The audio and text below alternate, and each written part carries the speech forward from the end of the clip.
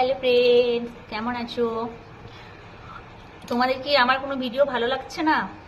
তাহলে please comment করে বলে দেবে। কেন কেউ মানে আমি এত কষ্ট করে করছি ভিডিওগুলো, কেউ লাইক কমেন্ট করছো না, ভিউজও বাড়ছে না, বুঝতে পারছি না। ও বুঝেছি, ছোট ইউজার তো, ওই জন্য মনে হয় তোমরা আমাদেরকে লাইক কমেন্ট করছো না।